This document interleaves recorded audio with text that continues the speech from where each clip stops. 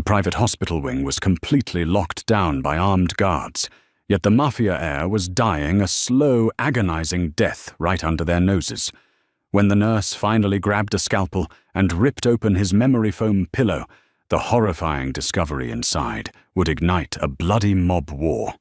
Boston's winters were notoriously unforgiving, but the chill inside the VIP wing of St. Jude's Medical Center was entirely man-made. It radiated from the men in tailored Italian suits who lined the corridors, their eyes hidden behind dark sunglasses, despite the fluorescent lighting, their hands resting casually over the telltale bulges in their jackets. They were the soldiers of the Russo Syndicate, and their Crown Prince Dominic Russo was currently bleeding out in Surgery Bay 3. Madeleine Hayes was a senior trauma nurse who had seen it all: gang violence, horrific car pileups, and industrial accidents. But the sheer chaos of that Tuesday night was unprecedented. Dominic had been brought in with 3 gunshot wounds to the chest and shoulder, the result of what the local news was already calling a brazen drive-by outside a high-end restaurant in the North End. The shooters had used armor-piercing rounds, a clear message that this wasn't a warning. It was an assassination attempt. When Dominic finally stabilized and was transferred to room 412, the entire 4th floor was requisitioned by his father, Arthur Russo. Arthur was a man who didn't raise his voice because he never had to. He simply bought the hospital's silence, paid off the board of directors, and installed his own private army in the halls. Madeleine was selected as Dominic's primary care nurse. Not because she asked for it, but because Arthur Russo's head of security, a ruthless enforcer named Leo Brooks, had done a deep background check on the entire nursing staff. Madeleine was clean. No gambling debts, no drug issues, no family ties to rival families. Just a dedicated 32-year-old professional trying to pay off her late mother's crushing medical bills. "You do your job, Miss Hayes, and nothing more," Leo had warned her on the first night, his voice a low gravel that made the hair on the back of her neck stand up. "You don't talk to the press. You don't ask him about his business. You keep him alive. If his heart stops, yours does too. Understand, Octix?" Madeleine had simply nodded, her jaw set. She wasn't easily intimidated, but she wasn't foolish either. For the first week, Dominic was kept heavily sedated. Madeleine's interactions with him were limited to checking monitors, changing IV bags, and redressing his surgical wounds. Even unconscious, he was a striking man. He had the sharp, aristocratic features of his northern Italian ancestry, a strong jawline covered in dark stubble, and an athletic build that was currently marred by surgical staples and bruising. He didn't look like a monster who ran illegal casinos or orchestrated extortion rackets. He looked human, vulnerable. On the 8th day, Dominic woke up. His first coherent moments were violent. He thrashed against the bed rails, his monitor blaring as his heart rate spiked, disoriented by the harsh lights and the heavy painkillers. Madeleine rushed in, expertly dodging his flailing arm, and pressed her hands firmly against his uninjured shoulder. "Mr. Russo, Dominic, look at me," she commanded, her voice cutting through the panic in the room. His storm-grey eyes snapped open, wild and unfocused, before locking onto hers. "You are in St. Jude's. You were shot, but you are safe. Your men are right outside." Dominic's breathing slowed, his chest heaving as he stared up at her. The wildness in his eyes faded, replaced by a cold, calculating intelligence. The shooter," he croaked, his throat dry from the intubation tube that had recently been removed.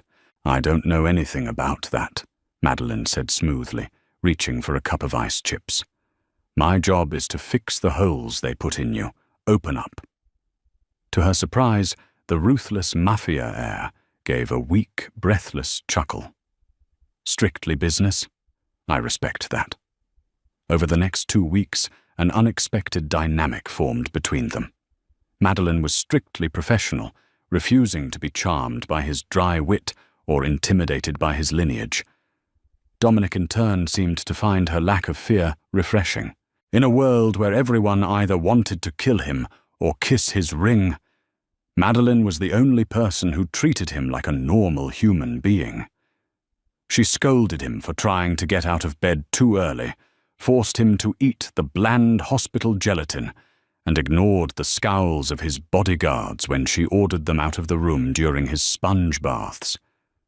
"You know, Madeline," Dominic said one evening, watching her adjust his IV drip. "Most people's hands shake when they're near me.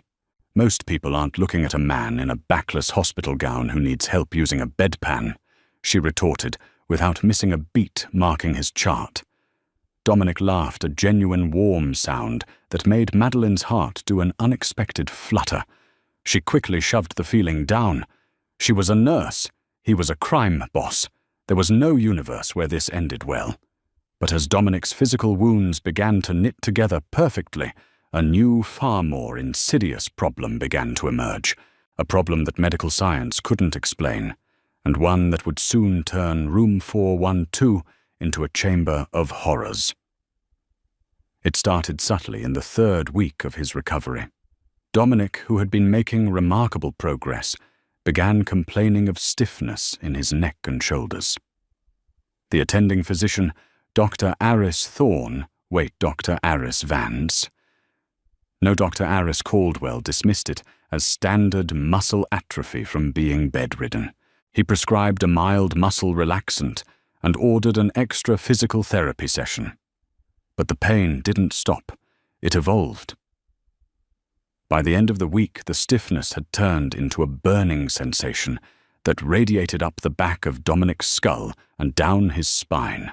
He became irritable, snapping at his guards and refusing visits from his father's lieutenants. Madeline noticed the dark circles deepening under his eyes. The pain was keeping him awake, but worse, it was localized. It only ever spiked when he was lying down in bed. "It feels like fire in my veins," Dominic hissed through gritted teeth one night, his hands gripping the bedsheets so hard his knuckles were white. Sweat beaded on his forehead, his breathing shallow and rapid. "Like glass grinding into my nerves." Madeline frowned, her pen hovering over his chart. She immediately checked his surgical sites. The incisions were clean, perfectly healed with no signs of infection. His vitals were slightly elevated due to the pain, but his blood work from that morning had come back spotless. No sepsis. No internal bleeding. "I'm going to page Dr. Caldwell for a stronger analgesic," she said, her voice laced with genuine concern. "No." Dominic grunted, grabbing her wrist with surprising strength. His skin was clammy. "No more doctors. They just look at me like I'm a junkie trying to score a fix. They think it's withdrawal from the fentanyl." "Dominic, you're in agony," Madeline pleaded softly, looking down at his hand gripping hers. The contact sent a jolt of electricity up her arm, a sharp reminder of the blurring lines between them. "I can't just let you suffer." "Then figure it out, Maddie," he whispered, his grey eyes locking onto hers with a desperate vulnerability that broke her heart. He was a man used to being invincible, and something invisible was tearing him apart. "I trust you. I don't trust them." The implication hung heavy in the air. The Russo Syndicate was currently hunting the people responsible for the drive-by. Paranoia was at an all-time high. Dominic wasn't just suffering from phantom pain. He legitimately feared someone inside the hospital was trying to finish the job. Over the next 3 days, Dominic's condition deteriorated rapidly. The once charming and stoic air was reduced to trembling fits of agony. The burning sensation had spread, causing localized numbness in his fingertips and agonizing muscle spasms in his back. Madeline became obsessed. She stayed past her shifts, poring over his medical records, cross-referencing his symptoms with rare neurological disorders, post-surgical complications, and even heavy metal poisoning. She sneaked a vial of his blood to a trusted colleague in the toxicology lab, bypassing the official hospital system. The results came back negative for standard poisons arsenic and cyanide. Dr. Caldwell officially diagnosed Dominic with severe psychosomatic nerve pain essentially claiming the trauma of the shooting had caused his brain to invent the agony. He recommended a psychiatric evaluation. Arthur Russo was furious, threatening to burn the hospital down, but even the Mafia Don was powerless against an invisible illness. It was 2:15 a.m. on a Friday when the climax finally arrived. Madeline was at the nurse's station, nursing her third cup of stale coffee, when a blood-curdling scream echoed from room 412. It wasn't a shout of anger. It was a visceral, primal shriek of absolute agony. She dropped her mug, the ceramic shattering on the linoleum, and sprinted down the hall. Leo Brooks and 2 other heavily armed guards had already burst into the room by the time she arrived. Dominic was thrashing violently on the bed, his back arched in a brutal spasm. He was clutching the back of his head, his face a mask of pure torment. "Make it stop! Make it fucking stop!" he roared, his voice cracking. "Restrain him before he tears his stitches." Leo barked at the guards, who lunged forward to pin Dominic's arms. "Get your hands off him!" Madeline screamed, shoving past the massive men with a ferocity that surprised even herself. She leaned over Dominic, trying to hold his face steady. "Dominic, look at me, breathe." But as she cradled his head, her fingers brushed against his scalp, right at the base of his neck. She felt something wet. Pulling her hand back, she saw a tiny smear of fresh, bright red blood on her latex glove. She frowned, confusion cutting through the panic. There were no surgical wounds on his neck. Where was the blood coming from? She looked down at the pristine white pillowcase. Right where the back of his head had been resting, there was a microscopic pinprick dot of crimson. Suddenly a terrifying puzzle piece snapped into place. The pain only happened when he was in bed. The localized burning. The negative toxicology reports for standard poisons. "Get him up," Madeline ordered, her voice trembling but authoritative. "Leo, lift him up off the bed. Now." Leo hesitated, but the absolute certainty in her eyes made him comply. He hauled Dominic into a sitting position, the younger Russo gasping for air sweat pouring down his face. Madeline grabbed the expensive orthopedic memory foam pillow that had been brought in from Dominic's own penthouse a week ago to help him sleep. To the naked eye, it looked completely normal. But as she pressed her hand firmly against the dense foam, she felt a microscopic point of resistance. A tiny prick against her palm. "Give me your knife," she demanded, turning to Leo. The head of security narrowed his eyes.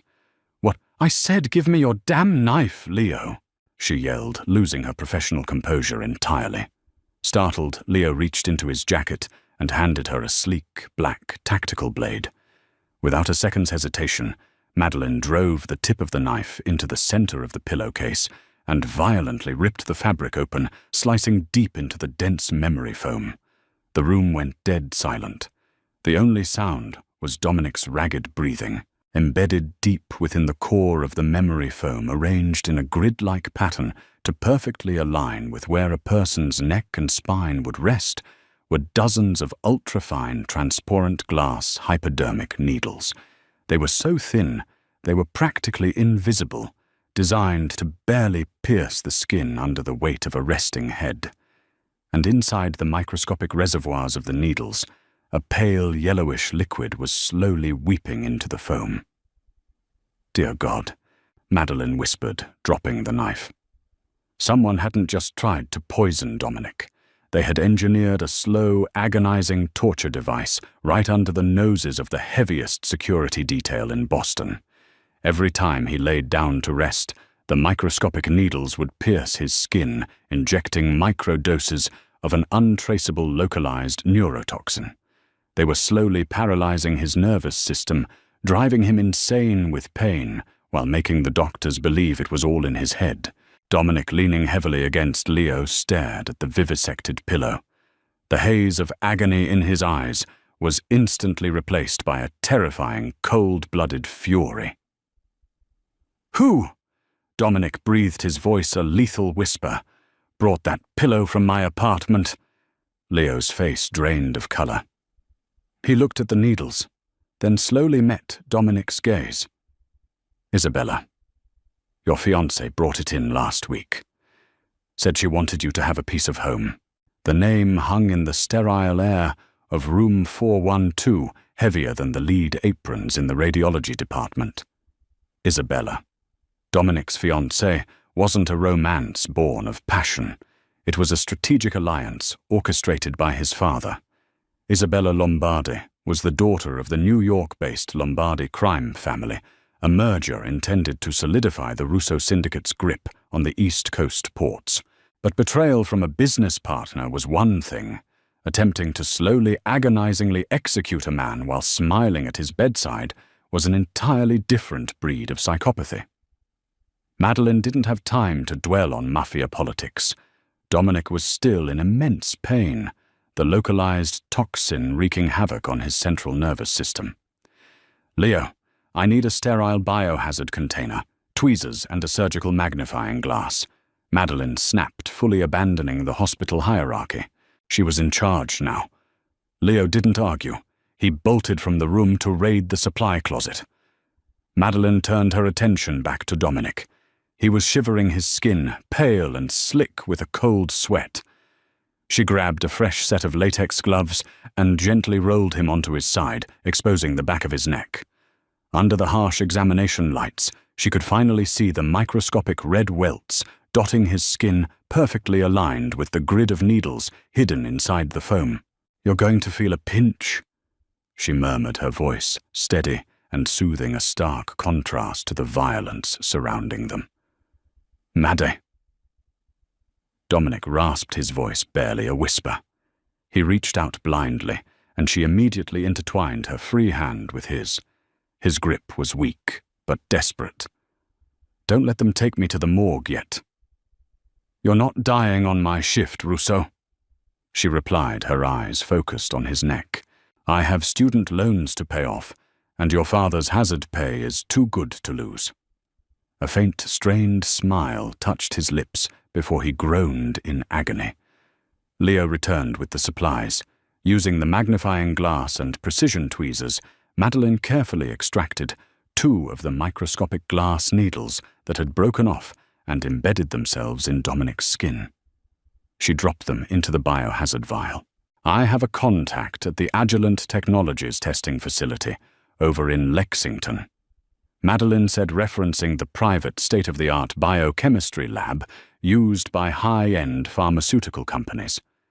"They have a next-generation GCMS mass spectrometer.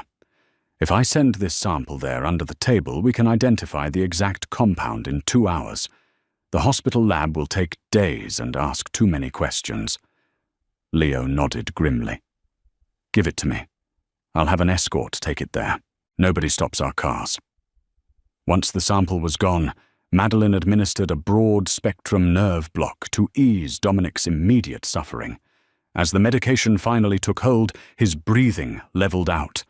The tension drained from his muscular frame, leaving him exhausted and vulnerable.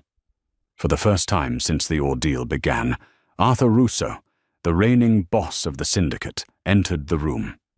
He was an older, terrifyingly calm man, wearing a tailored charcoal suit. He looked at the sliced-open pillow, the biohazard bag, and finally at his son. "Isabella." Arthur said the word, tasting like ash in his mouth. Dominic opened his eyes, the grey depths now cold and calculating. "She's working with someone local. The Lombardis wouldn't make a move like this without a Boston crew backing them up. It's Gallagher. Thomas Gallagher and the Irish syndicate in the Seaport district. They want the docks." Arthur's expression darkened. "Gallagher is a dead man. And the Lombardi girl. I will have her brought to the warehouse." "No," Dominic interrupted, his voice gaining strength as the pain finally receded. "She thinks I'm dying. She thinks her little science project worked. Let her come here. Let her think she won." Over the next few hours, the VIP wing transformed from a hospital ward into a lethal trap. Madeline's contact at the lab called back with terrifying results. The pale yellow liquid was a highly concentrated, synthetic derivative of conotoxin, a venom naturally found in predatory marine cone snails. It was engineered to bypass traditional toxicology screens, attacking the voltage-gated ion channels in the nerves. Left unchecked, it would have eventually paralyzed Dominic's diaphragm, suffocating him in his sleep, while doctors helplessly labeled it a sudden respiratory failure. Armed with the knowledge, Madeline was able to administer a targeted flush of his system and specific antagonists to neutralize the remaining toxin. As she worked, brushing her fingers against his skin to check his pulse, Dominic watched her intently. The barriers between the Mafia heir and the trauma nurse had completely shattered. "Why did you fight so hard for me, Maddie?" he asked quietly, the room empty, save for the two of them. Most people would have let the monster die, would have let the monitor flatline and looked the other way. Madeline paused, her hand resting on his chest, feeling the strong, steady beat of his heart. "Because I don't see a monster. I just see a man who trusts me. And I don't betray the people who trust me." Dominic reached up his large, rough hand, gently cupping her cheek. His thumb brushed over her cheekbone, sending a warm thrill down her spine. "When this is over, when the dust settles, Madeline, I'm taking you to dinner, somewhere without fluorescent lights and jello. I'll hold you to that, Mr. Russo," she whispered, her heart racing. But the romantic quiet was shattered by a sharp knock on the door. It was Leo. "She's here," the bodyguard announced, racking the slide of his suppressed pistol. "Isabella just pulled up to the valet in a black SUV. She's coming up to the 4th floor." The staging was flawless. Dominic lay perfectly still in the hospital bed, the lights dimmed to a mournful low. The heart monitor had been rigged by Madeline to show a dangerously slow, erratic rhythm. The oxygen mask was strapped over his face, obscuring his expression. Madeline stood by the bedside, playing the part of the grieving, defeated medical professional. She held a clipboard, her head bowed. The door clicked open. Isabella Lombardi stepped into room 412. She looked immaculate, dressed in a sleek, black Burberry trench coat, her dark hair styled perfectly, carrying a bouquet of white lilies. She looked like a mourning widow, practically vibrating with a hidden toxic triumph. She offered a polite, deeply fake smile to Madeline. "Nurse, how is my beloved doing?" "The doctors told me his condition worsened overnight." "He is unresponsive, Miss Lombardi," Madeline said, keeping her voice entirely clinical, suppressing the urge to slap the woman. "His nervous system is failing. We don't expect him to make it through the night." A flash of genuine delight danced in Isabella's dark eyes before she expertly masked it with a sorrowful gasp. She walked over to the bed, placing the white lilies on the nightstand. She reached out her perfectly manicured fingernails, tracing the edge of the blanket over Dominic's chest. "Could you give us a moment?" Isabella asked Madeline, not bothering to look back. "I'd like to say my final goodbyes." "Of course," Madeline said softly. She walked toward the door but didn't leave. She stood in the shadows near the ensuite bathroom, watching. Isabella leaned down her face, inches from Dominic's ear. The room was so quiet, Madeline could hear the venomous whisper. "You arrogant fool," Isabella hissed, dropping the grieving fiancé act entirely. "You really thought my family would just hand over our legacy to the Russos. Thomas Gallagher sends his regards. By tomorrow your father will be too broken by your death to see us coming. The docks will be ours, and you're just going to suffocate in your sleep like a pathetic, helpless animal." She smiled a cruel, twisting smirk and reached out to smooth his hair. Suddenly, a hand shot out from beneath the blankets, moving with lightning speed. Dominic's fingers wrapped around Isabella's throat like a steel vice. Isabella shrieked, but the sound was choked off as Dominic effortlessly lifted her off her feet, slamming her against the wall beside the bed.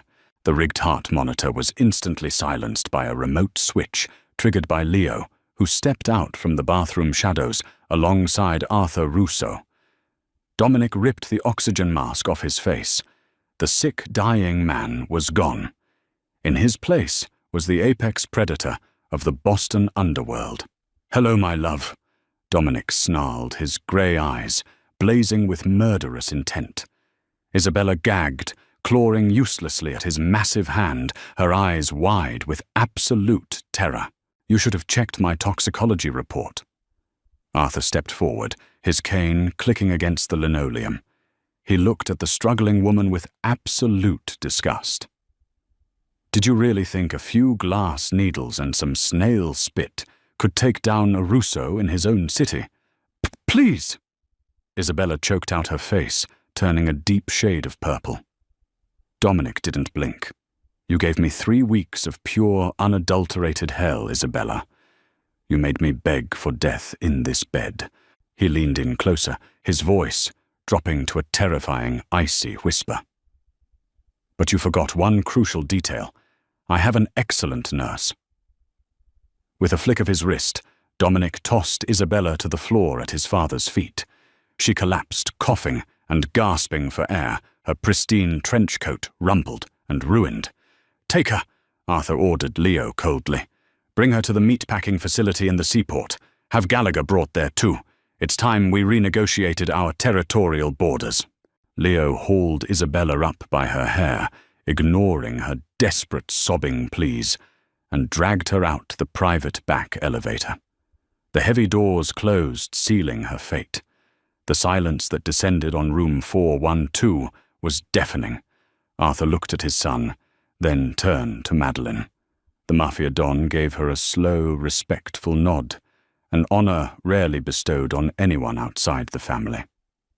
"Miss Hayes, the Russo family owes you a debt that cannot be quantified in money. However, a significant sum will be transferred to your accounts by morning. Your mother's medical debts are erased." Madeline was stunned, barely able to process the magnitude of what had just happened. "Thank you, Mr. Russo." Arthur left the room to oversee the impending war against Gallagher and the Lombardis. Dominic sat on the edge of the bed, rolling his shoulders. The nerve block was working perfectly. He looked at Madeline, the lethal edge in his eyes, melting away, replaced by the warm, genuine connection they had forged in the crucible of room 412. "I need to get out of this hospital gown," Dominic said, a faint smirk playing on his lips. "I have a dinner date to plan." Madeline walked over, crossing her arms, though she couldn't hide her smile. "You are not medically cleared for discharge, Dominic." Dominic stood up, towering over her, his uninjured arm wrapping gently around her waist. He pulled her flush against his chest. "Maddie, darling, I think we both know I don't follow the rules." He leaned down and kissed her. It wasn't a tentative first kiss. It was a promise. It was fire gratitude and an undeniable passion that had been building for weeks. Madeline kissed him back fiercely, her hands finding the thick hair at the nape of his neck, the exact spot she had saved from the poisoned needles. When they finally broke apart, Dominic rested his forehead against hers. "Pack your things," he whispered. "There's a black Mercedes-Benz Maybach waiting for us downstairs. You're coming with me." Madeline looked at the sliced-open pillow on the floor, then up into the eyes of the Mafia Boss's son. She knew the danger of his world, but for the first time in her life, she felt entirely safe. "Let's go," she smiled. "If you were captivated by this intense tale of mafia betrayal, deadly secrets, and unexpected romance, don't keep it to yourself. Smash that like button, share this story with your friends who love a thrilling plot twist, and make sure to subscribe to our video channel for more gripping, heart-pounding stories. Drop a comment below, telling us what you thought of Madeline's quick thinking. Would you have figured out the poisoned pillow? Stay tuned for our next thrilling upload.